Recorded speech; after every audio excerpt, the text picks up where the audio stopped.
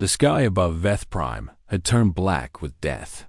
Elder Val stood at the great window of the council chamber and watched his world burn.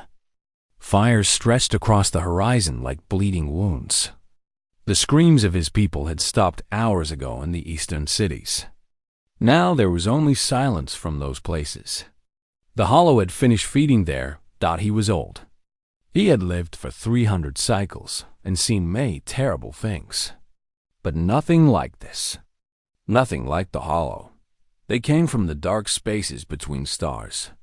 No one knew where they started or why they hungered. They were not evil in the way thinking creatures could be evil. They simply consumed planets, species, civilizations. Everything fell into their endless mouths and vanished forever. The Rolani Collective had watched other species die to the Hollow. They had sent prayers and felt sorrow, but they had believed themselves safe. Their worlds were far from the Swarm's path. They were wrong. 6 months ago, the Hollow arrived at their outer colony. 1 million Rolani lived there. Now it was dust and bones. Then the second world fell. 8 million more lives swallowed by the dark. Now the Swarm had come to Veth Prime, the homeworld, where 40 million Rolani waited to die. Elder Vel. A young voice broke through his dark thoughts. He turned. Nira stood in the doorway. She was young, barely 50 cycles, with pale blue skin and large dark eyes that still held hope.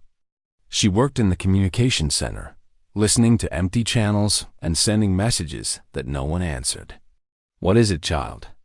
Vel asked. "The military council wants to activate the beacon." Vel closed his eyes. The beacon. An ancient device found in ruins older than the Rolani civilization itself. The long-dead species who built it left only one message carved in stone. When darkness comes, light the fire. Warriors will answer. For thousands of years, scholars had argued about its meaning. Most believed it was just a myth, a fairy tale. The device probably did nothing at all. But Commander Arx and his soldiers wanted to try. They wanted to believe in miracles. "It will not work," Val said quietly. "The species who built it died long ago. Whoever they meant to call is certainly dead too. The galaxy is full of graves." "But Elder," Nira said, stepping closer, "what if it does work? What if someone answers?" "No one will answer, child. No one ever does. Every species we contacted for help refused. They are afraid of the Hollow. They hide and hope the Swarm passes them by." Val's voice was bitter. "We are alone. We have always been alone." Nira looked down at her feet. When she spoke again, her voice was small. "My family is in the Eastern District. The one that went silent." Vel felt his heart break a little more. So much death. So many families torn apart. "I am sorry," he said. "I want to try the beacon," Mira said. "Even if it fails. Even if no one comes. I want to try. I want to believe that somewhere out there, someone might care enough to help strangers." Vel studied her face. Such young hope in such dark times. He knew the beacon would fail. He knew they would all die here on this burning world. But perhaps letting her try would give her peace in these final hours. "Very well," he said. "Activate the beacon." Nira ran. The beacon sat in a chamber deep beneath the council building. It was a strange thing, all sharp angles and unknown metals that never rusted or aged. Nira's hands trembled as she touched the activation panel. The symbols were alien, but scholars had figured out the sequence long ago. She pressed them in order. Nothing happened. Her heart sank. Of course, it was just an old machine. Just a broken dream from a dead civilization. Then the beacon screamed. Light exploded from its core, so bright that Nira fell backward and covered her eyes. The machine shook. The walls shook. The whole planet seemed to tremble as energy poured upward. Through rock and metal, through the sky, and out into the cold void of space. the light scattered in 1,000 directions, racing faster than anything should move, crossing distances that would take ships centuries to travel. Most of the beams faded into nothing, hitting empty space or dead worlds. But one beam found something, 400 light years away. On a small blue planet called Earth, a woman named Beek Soman was working late. She was a scientist who studied languages, both human and theoretical alien ones. She worked for the United Earth Space Command, listening to the stars and hoping to hear something other than silence. Tonight, her equipment went crazy. Soman jumped as alarms filled her small office. Data poured across her screens. A signal, a real signal. Not random noise, but structured. Information, images, coordinates, and sounds that might be language. Her hands shook as she worked to decode it. The images came first. Cities burning, strange blue-skinned beings running in terror, and something dark, something wrong, consuming everything in its path. Then the sounds became words. The translation was rough, but the meaning was clear. Please, anyone, help us. We are dying. Soman sat frozen for a long moment. Humanity had searched for alien life for centuries. They had found nothing. They had begun to believe they were alone in the universe. They were wrong.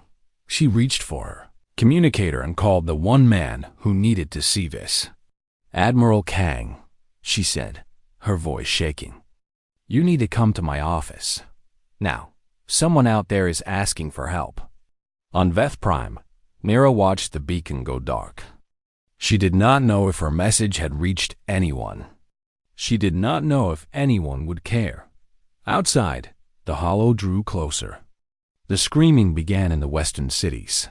All she could do was wait and hope that somewhere in the cold universe, someone had heard her prayer. Admiral Kang Jinho had not slept in 36 hours. He sat at the head of a long table in the United Earth Council chamber. Around him sat the most powerful leaders on the planet. Presidents, generals, scientists, all of them staring at the holographic display floating above the table. The images played again. Blue-skinned aliens running through burning streets. A dark swarm consuming everything it touched. Cities falling into silence. And then the message, translated into human language by Dr. Beek Soman's team. Please, anyone, help us. We are dying. We cannot stop them. If anyone can hear us, please come, please. The room was silent when the recording ended. It could be a trap, said General Moon, the commander of Earth's ground forces. We know nothing about these creatures. Nothing about this enemy. We could be flying into an ambush. The signal analysis suggests it is genuine, Dr. Soman said from her seat near the wall. The fear in those voices is real. The destruction is real. Whatever is happening out there, those beings are truly dying. That is their problem, said Director Cho, a politician known for his careful nature. Earth has its own concerns. We have spent 2 centuries building our fleet to protect our own worlds. Why should we risk everything for strangers we have never met? Admiral Kang listened to them argue. He understood their fears. Humanity had crawled out of a dark age of war and nearly destroyed itself twice. They had finally found peace and built something worth protecting. The fleet orbiting Earth and Luna represented everything humanity had achieved. 200 warships. The pride of the species. And now someone was asking them to risk it all for aliens they had never seen. The coordinates are 400 light years away, another voice said. Even at maximum speed, we would arrive in 3 weeks. Whatever is happening, there will be over long before we arrive. We would find only corpses. Then we find corpses, Admiral Kang said quietly. The room fell silent. Everyone turned to look at the old admiral. Kang was 64 years old. He had white hair and a face marked by decades of service. He had commanded ships in the Belt Wars, and led the fleet through the Mars crisis. He had seen death and caused it when necessary. But he had also spent his entire life looking at the stars and wondering what else was out there. Now he knew. For centuries, Kang said slowly, humanity asked one question above all others. Are we alone? We searched the skies. We sent messages into the void. We hoped and prayed that somewhere out there, someone would answer. He stood and walked to the holographic display. The image of the burning alien city reflected in his eyes. Someone finally answered. They are dying. They are afraid. And they called out to the universe, hoping that someone, anyone, would care enough to help them. He turned to face the council. What does it say about humanity if we hear that cry and do nothing? It says we are smart, Director Cho replied. It says we protect our own. No, Kang said. It says we are cowards. It says that when the darkness came for others, we hid in our corner of the galaxy and pretended we could not hear their screams. He shook his head. I did not spend my life building this fleet so it could hide from the first real threat we have ever seen. General Moon leaned forward. You want to take the whole fleet? All 200 ships? For aliens we have never met? Yes, that is madness. Maybe. Kang's voice hardened. But I would rather die as a species that answered the call than live as one that was too afraid to try. We have always dreamed of meeting other life among the stars.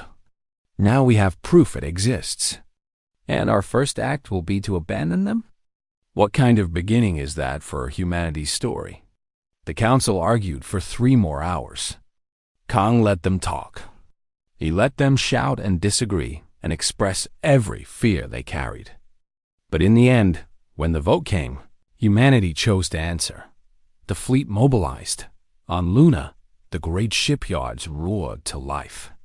Warships that had sat in peaceful orbit for years suddenly filled with soldiers and supplies. Captain Park Yuna stood on the bridge of her battleship, the Sunrise, and watched her crew prepare for war. She was young for a captain, only 32. But she had proven herself in simulations and small conflicts throughout the solar system. Now she would lead the vanguard, the first ships to arrive at the alien world. Captain, her first officer said, the crew is asking questions. They want to know what we are flying into. Yuna looked at the stars through her viewport.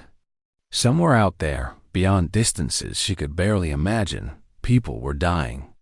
People who had never heard of Earth. People who had no reason to believe anyone would come for them. Tell them the truth, she said. Someone asked for help. We are going to give it. Everything else, we figure out when we get there. On Earth, Sergeant Oh Tai-ho said goodbye to his wife and daughter. His daughter was 7 years old. She did not understand why her father had to leave. She only knew that he was going very far away and might not come back. Why do you have to go? She asked, her small hand holding his. Tai-ho knelt down to look into her eyes. How could he explain? How could he tell her that somewhere in the sky, children like her were dying? That their fathers could not protect them? That Earth's soldiers were the only hope those families had left? Because someone needs help, he said simply. And when people need help, we go. That is what good people do. His daughter nodded slowly. She did not fully understand, but she trusted her father. Come home, okay? I will try, he promised. The fleet gathered above Earth, 200 ships in perfect formation. The largest military force humanity had ever assembled. Admiral Kang stood on the bridge of the flagship, Eternal Dawn, and looked at what his species had built. They were not gods. They were not ancient warriors or legendary heroes. They were just humans, fragile, afraid, uncertain, but they had heard a cry for help, and they had chosen to answer. All ships, Kang said into the fleet-wide channel. This is Admiral Kang. Somewhere out there, people are dying. They called out to the universe for a miracle, and they got us. Let us show them what humanity can do. Engage FTL drives. We fly to war. 200 ships vanished into the stars, racing toward a world they had never seen, to save a species they had never met. On Veth Prime, another city fell to the hollow. Mira sat alone in the communications center, listening to static, waiting for an answer that she no longer believed would come. She did not know that help was already on its way. 3 weeks had passed, and Veth Prime was dying. Nira had stopped counting the cities that fell silent. Half the planet was gone now, swallowed by the endless hunger of the hollow. The creatures moved like a dark tide across the land, leaving nothing but ash and bone behind them. She still sat at her station in the communications center. She still listened to the empty channels. She no longer expected anyone to answer. She simply had nowhere else to go. Elder Vel visited her sometimes. He brought food that she barely ate and water she barely drank. He told her stories about the old days, when the Relani had believed the universe was a place of wonder and possibility. Those days felt like a dream now. A lie told to children before bedtime. You should go to the shelters, Vel told her on this day. The hollow will reach the capital by nightfall. I will stay here, Nira said. Someone has to listen. Listen to what? Static? To hope? She looked at him with tired eyes. Maybe it is foolish. Maybe I am the biggest fool in the galaxy for believing anyone would come. But I sent that message. I asked for help. I want to believe that somewhere out there, someone heard me. Someone cared. Vel had no answer for that. He simply placed his hand on her shoulder and left. Outside, Commander Oryx prepared for the final battle. The Relani military had been reduced to a handful of soldiers and a few broken ships. They had fought bravely, but bravery meant nothing against the hollow. The creatures felt no fear and knew no pain. They simply kept coming until everything was dead. Oryx gathered his remaining troops in the courtyard of the military headquarters. There were maybe 500 soldiers left. 500 against a swarm of millions. Today we die, Oryx told them. We all know this. But we do not die running. We do not die hiding. We stand and fight, and we make the hollow pay for every life they have taken. Our people will remember us. They will know that when the end came, the soldiers of Relani did not surrender. His troops raised their weapons and shouted their agreement. It was a good death speech. Oryx had practiced it many times in his head. He did not expect to see the sun set this day. The hollow swarm appeared on the horizon as the sun began to fall. They covered the land like a living shadow, billions of creatures moving as one. The sound they made was not a roar or a scream. It was a whisper. An endless, hungry whisper that drove people mad if they listened too long. Oryx raised his weapon.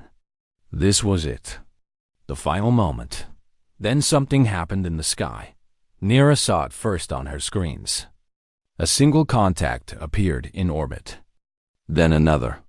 Then 10. Then 50. Then so many that her equipment could not count them all. Her hands trembled as she tried to understand what she was seeing. No, she whispered. That is impossible. She ran outside into the street and looked up at the sky. Ships were appearing from nowhere. Giant ships, warships, more ships than she had ever seen in her life. They tore out of something that looked like folded space, one after another, filling the sky with their presence. They were ugly and brutal, all hard angles and weapons, nothing like the smooth, elegant vessels of the Relani. These were machines built for one purpose, only. War. 2. 100 ships now hung above Veth Prime, the largest fleet the planet had ever seen. Across the city, every Relani who still lived stopped and stared at the sky. The hollow swarm paused at the edge of the capital, sensing something new, something that did not fit their understanding of prey. Then a voice filled every frequency. A female voice, speaking in a language no Relani had ever heard before. But somehow, They all understood. Unidentified hostile forces. This is Captain Park Yuna of the United Earth Defense Fleet. You are attacking a species under our protection. You have 60 seconds to withdraw. This is your only warning. Silence. The Hollow did not respond.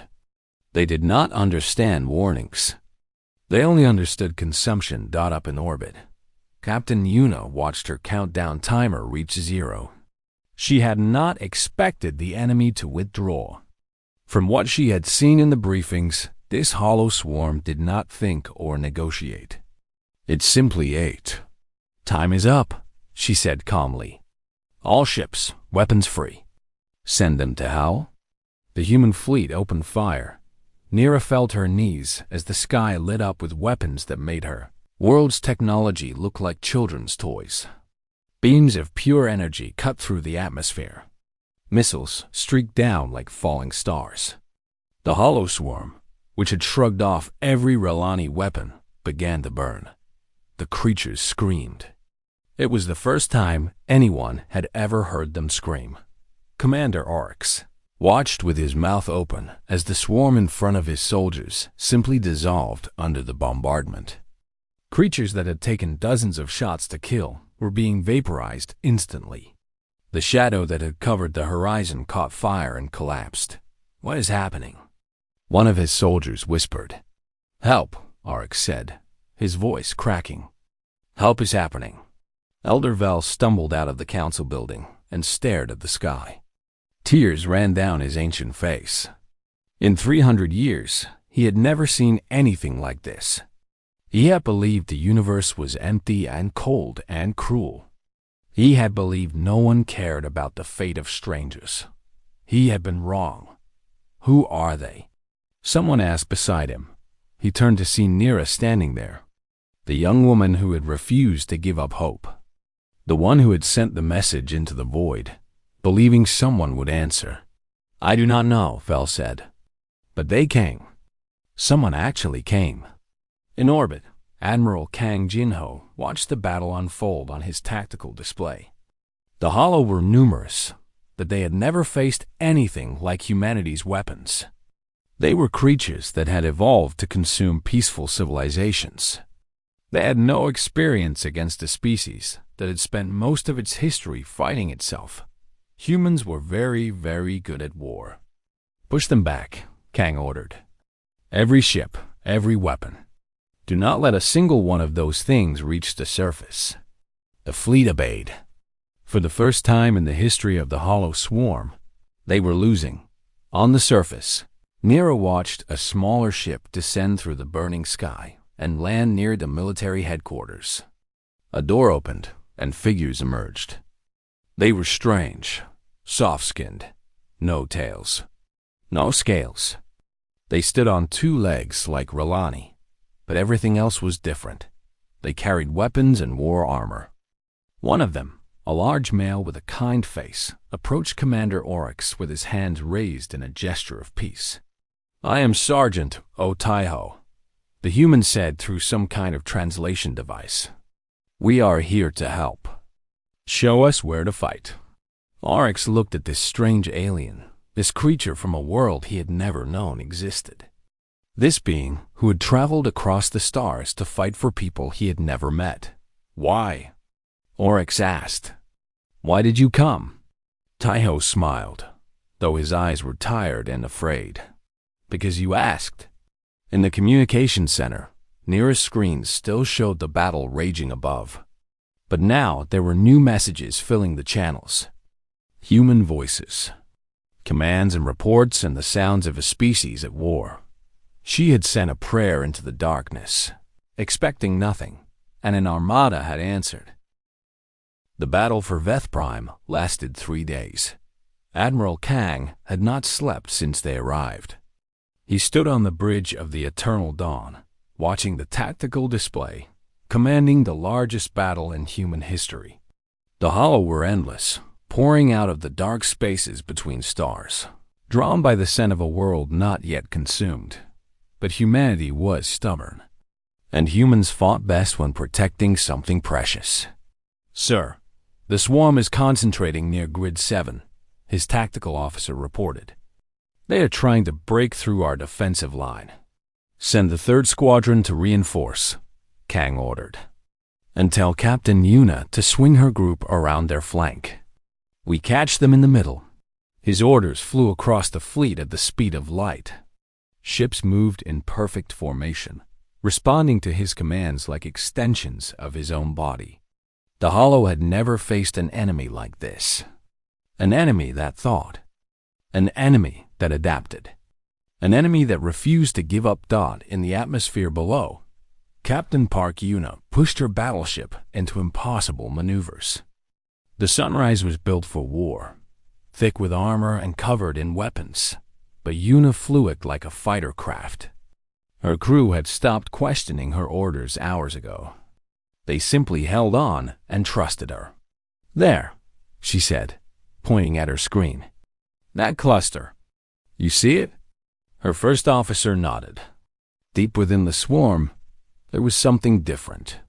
A larger creature, surrounded by thousands of smaller ones. It pulsed with dark energy, and every time it pulsed, the swarm moved in new patterns. That is how they coordinate, Yuna said. Kill that thing, and the rest lose direction. Captain, getting there will require flying through the heart of the swarm. Yuna smiled. It was not a nice smile. It was the smile of a woman who had made peace with death. Then that is where we go. All power to forward shields. Charge the main cannon. We only get one shot at this. The Sunrise dove into the swarm. On the surface, Sergeant Taiho fought shoulder to shoulder with R'Lani soldiers. The aliens were strange and different, but war had a way of making brothers out of strangers. When the Hollow came, it did not matter what color your skin was or how many eyes you had. You either fought together or died alone. Left side. Left side. A R'Lani soldier shouted. Taiho spun and fired. His rifle tore through a creature that had been seconds away from killing them both. The R'Lani stared at him with wide eyes. Good shooting, the alien said. Thanks. Keep moving. We have to reach the shelter district.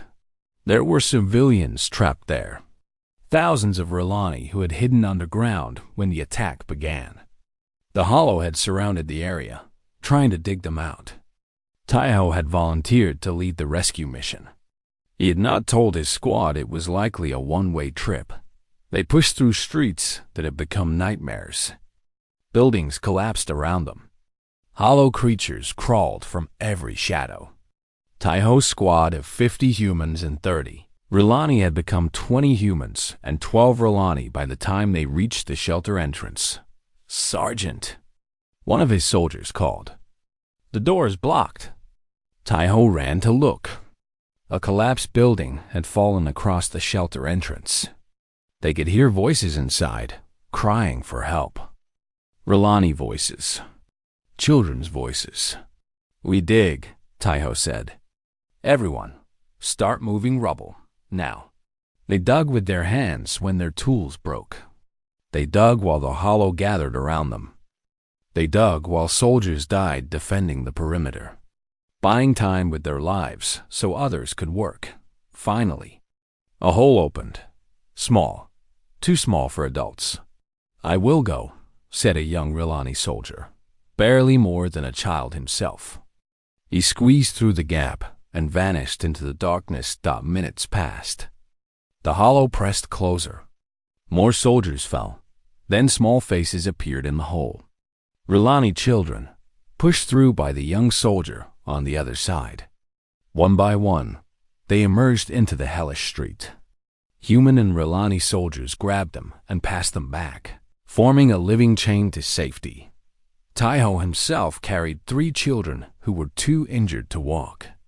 Their strange faces looked up at him with expressions he recognized even across species. Fear, gratitude, hope.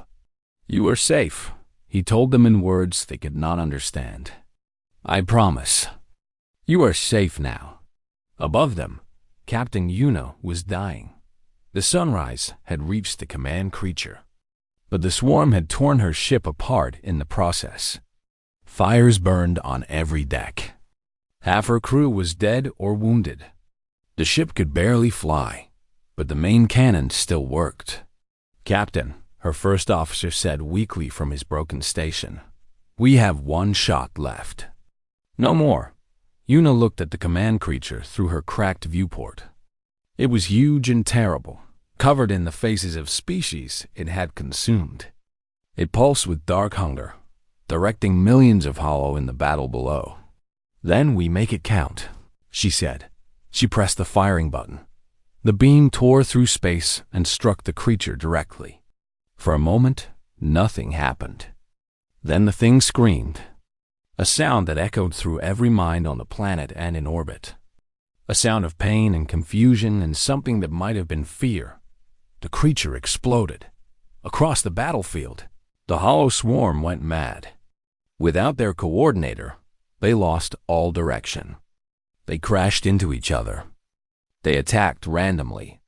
They became a mindless mob instead of a unified threat. "All ships," Admiral Kang's voice rang out. "Finish them. Finish them now." The fleet unleashed everything it had. The sky became fire. The ground trembled with explosions. And the hollow, the endless hungry shadow that had consumed worlds, finally began to die. On the shattered bridge of the sunrise, Captain Una watched her crew cheer weakly. They had done it. Against all odds, they had killed the monster. "Captain," someone said, "rescue ships are on their way." "You did it." Una slumped back in her chair. Everything hurt. She was pretty sure something inside her was broken. But she smiled anyway. "We all did it," she said. Together. Hours later, the battle ended. The hollow swarm that had attacked Veth Prime was destroyed. Humanity had lost 32 ships and thousands of soldiers. The Rilani had lost millions of their people and most of their cities, but they were alive. They had survived. Together, Admiral Kang reviewed the final reports with exhausted eyes. They had won this battle, but the data his ships had collected told a darker story. This swarm had been only a small part of the hollow, a single tendril of a much larger horror. The true swarm was still out there, bigger than anything they had faced. And now it knew about Earth. Now it knew about humans. Kang closed his eyes and took a deep breath. They had saved one world today, but the war was just beginning. Below, on the ruined streets of Veth Prime, Sergeant Taiho sat among the refugees he had saved. Rilani children slept against his shoulders, too exhausted to be afraid of the strange alien who had carried them to safety. A Rilani mother approached him. Her face was wet with tears. "Thank you," she said. The translator gave her words to him, but he did not need translation to understand her meaning. Some things were the same in every language. "You are welcome," he said simply. He looked up at the sky, where human ships still patrolled among the stars. They had come so far. They had lost so much. But they had proven something important. Humanity would not stand by while others suffered. Not anymore. Never again. The darkness had learned what happened when you threatened Earth's friends. The first sunrise after the battle was the most beautiful thing Nira had ever seen. She stood in the ruins of the communication center, watching light spread across a wounded world. The sky was still gray with ash and smoke, but the sun pushed through anyway. It always did. Light had a way of finding darkness and driving it back. Around her, the city was beginning to breathe again. Rilani emerged from shelters and basements, blinking at the daylight, unable to believe they were still alive. Many wept. Many laughed. Most did both. And among them walked the strange creatures from Earth. The humans had not left after the battle. They stayed. Their soldiers helped clear rubble from collapsed buildings. Their doctors treated wounded Rilani in makeshift hospitals. Their engineers worked to restore power and water to neighborhoods that had lost everything. Nira, watched a human woman give her rations to a Relani child who had lost her parents. The woman was clearly hungry herself, but she smiled and waved away the child's attempts to share. "Why do they help us?" asked an old Relani man standing near Nira. "They do not know us. They owe us nothing. Why do they stay?" Nira thought about that question. She had asked it herself many times since the humans arrived. She still did not fully understand the answer. "Maybe," she said slowly, "that is just who they are." Elder Vel met with Admiral Kang in what remained of the council chamber. The great windows were shattered, and cold wind blew through the room, but neither leader seemed to notice. They had both seen too much death to worry about comfort. "Your losses were severe," Vel said. 32 ships. Thousands of your soldiers. For a species you had never met. A world you had no reason to care about." He shook his head. "I have lived 300 cycles, Admiral. I have never seen anything like it." Kang stood by the broken window, looking out at the ruined city. His face was tired, old, carrying the weight of every life lost under his command. "We are a strange species," he admitted. "We have done terrible things to each other throughout our history. Wars, cruelty, destruction. Sometimes I wonder if we deserve to survive our own nature. And yet you came for us." "Yes." Kang turned to face the elder. "Because the same nature that makes us capable of great evil also makes us capable of great good. We choose who we want to be. Every day. Every moment. When we heard your call for help, we had a choice. Hide in safety or risk everything for strangers." He smiled faintly. "I like to think we chose correctly." Vel was silent for a long moment. Then he asked the question that had haunted him since the battle ended. "What happens now?" "Your data shows the true Hollow Swarm is still out there. They will come for us again. And they will come for you. Then we will fight them together." Kang's voice was firm. "The Relani are no longer alone. Neither are humans. Whatever comes next, we face it as allies. Allies." Vel tasted the word. It had been so long since the Relani had used it. "I think I like that word." Across the city, Captain Yuna recovered in a Relani medical facility. Her injuries were serious, but not fatal. The doctor said she would fly again. That was all she needed to hear. Nanare came to visit her. The young Relani sat beside the human captain's bed and studied her face. Yuna looked so ordinary, small and soft and fragile. Not at all like the fierce warrior who had flown her ship into the heart of the swarm. "I wanted to thank you," Nira said through her translator, "for answering the beacon. For coming." Yuna opened her eyes. They were tired but warm. "You sent the message?" "Yes, I was the one who activated the ancient device. I did not think anyone would hear.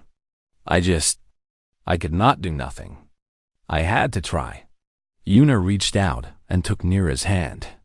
The gesture was strange between species, but Nira understood its meaning. "That makes you the bravest person in this whole story," Yuna said. "Anyone can fight when they see a chance of winning. But sending hope into the darkness when you expect nothing back? That takes real courage." Nira felt tears running down her face. She had not cried since her family died. She had been too busy surviving, too busy hoping, too busy waiting. Now, finally, she could let herself grieve and heal. "I was so afraid," she admitted. "So was I." Yuna smiled. "That is the secret humans never tell anyone. We are always afraid. We just decided a long time ago that fear is not a good enough reason to do nothing." 3 weeks later, the human fleet prepared to return to Earth. Not all of them were leaving. Some ships would stay to help defend Relani space. Some soldiers had volunteered to remain as trainers and advisors. The alliance between the two species was young, but it was growing stronger every day. Sergeant Taiho stood at the spaceport, waiting for his transport. Around him, R'Lani civilians had gathered to say goodbye to the humans. Children waved. Adults bowed in respect. Some brought gifts of food and art, trying to express thanks that words could not capture. A small R'Lani girl pushed through the crowd. Taiho recognized her. She was one of the children he had carried from the shelter. She held something in her hands. "For you," she said through a translator, offering him a small carved stone. "So you do not forget us." Taiho knelt down and took the gift. It was simple and roughly made, probably carved by the child herself. But it was also precious beyond measure. "I could never forget you," he said. "Any of you." The girl threw her arms around him. Taiho hugged her back, this small alien child from a world he had never known existed until a month ago. She felt exactly like his own daughter. Same warmth, same trust, same need to be protected. Humanity had found friends among the stars. Real friends. People worth fighting for. On the bridge of the Eternal Dawn, Admiral Kang gave the order to depart. The fleet rose into the sky, leaving Veth Prime behind. Through the viewports, the crew could see R'Lani standing on rooftops and in streets, waving goodbye. "Sir," the communications officer said, "we are receiving a message from the planet's surface. It is broadcasting on all frequencies. Put it through." A voice filled the bridge. Nira's voice, translated but filled with emotion. "To the humans of Earth, we do not have words big enough to thank you. You came when no one else would. You fought when others hid. You gave us hope when we had forgotten what hope felt like. Wherever you go, whatever you face, know that the R'Lani will never forget. When you need help, call us. We will answer. This we promise, now and forever. Thank you. Thank you. Thank you." The bridge was silent. Several crew members wiped their eyes. Kang smiled. The universe was vast and dark and full of terrors. The Hollow were still out there, growing and hungry and aware of Earth now. Hard times were coming, but humanity would not face them alone. They had proven something on Veth Prime. They had shown the galaxy what they were made of. Not just warriors, not just destroyers, but protectors, helpers. Let the darkness come. Let the Hollow gather their endless swarms. Humanity was no longer afraid. Months later, Taiho returned home to Earth. His daughter ran to meet him at the spaceport, jumping into his arms like she had been waiting every single day he was gone. "Daddy, you came home. I told you I would." She looked up at him with curious eyes. Were the aliens scary? Taiho thought about Nira, who had sent hope into the void when hope seemed foolish. He thought about Oryx, who had fought beside humans without hesitation. He thought about the R'Lani children he had carried through fire, their strange faces filled with the same fear and love and hope he saw in human faces every day. "No," he said softly. "They are just people. Like us." His daughter nodded, satisfied with the answer. Above them, the stars shone cold and bright. Somewhere out there, the Hollow stirred, ancient and hungry, beginning to move toward a small blue planet that had dared to fight back. But also out there, on a world called Veth Prime, new friends waited. Friends who would fight beside humanity when the darkness came. The universe was no longer empty, no longer silent, no longer cold, because humanity had answered a call for help, and everything had changed.